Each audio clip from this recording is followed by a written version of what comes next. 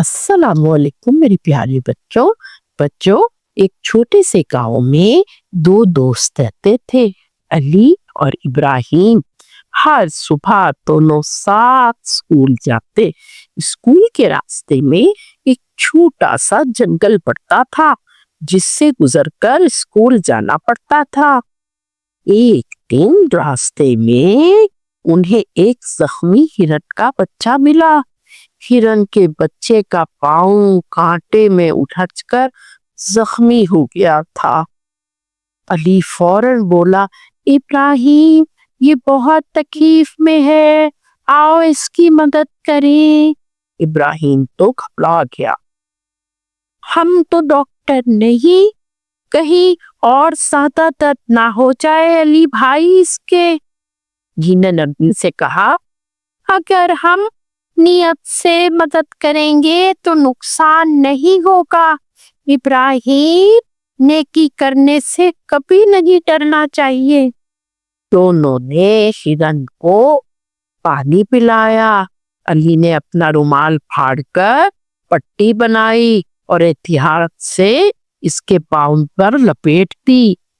हिरण कुछ देर बाद खड़ा हो गया, फिर पीछे मुड़कर दोनों को देखता रहा, जैसे शुक्रिया अदा कर रहा हो, और आहिस्ता आहिस्ता जंगल में चला गया।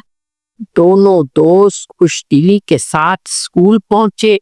कपड़े तो बहुत गंदे हो गए थे, मगर उनका दिल मुतमईन था, क्योंकि उन्होंने एक जानवर की मदद की थी।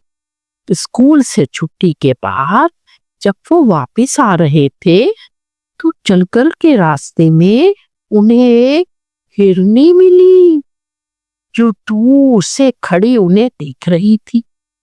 वो चंद लम्हे रुकी और फिर उनके करीब आ गई और अपनी बड़ी नरम आंखों से उन्हें ऐसे देखने लगी जैसे शुक्रिया अदा कर रही हो। इब्राहिम तो हैरान रह गया। अली ने कहा, क्या जानवर भी शुक्रिया अदा करते हैं इब्राहिम भाई? इब्राहिम ने मुस्कुराकर कहा, हाँ, दिल की जबान अल्फाज से ज्यादा मजबूत होती है। कभी कभी तो इंसान ना समझे, मगर जानवर समझ जाते हैं कि कौन खैरख्वाह है। इब्राहिम ने गहरा सांस लिया और कहा, आज मुझे सच में लगा कि नेकी का बदला नेकी होता है, और दोस्त वही होता है जो अच्छे काम में साथ दे।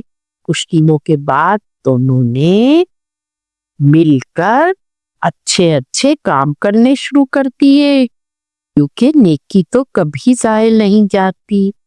जानवर भी मोहब्बत और सच्ची नियत को समझते हैं। तो बच्चों, कैसी लगी मेरी आज की कहानी? अगर मेरी कहानी पसंद आई हो तो मेरे चैनल को सब्सक्राइब करें और वीडियो को लाइक करें, और नेकी करने से कभी ना घबराएं।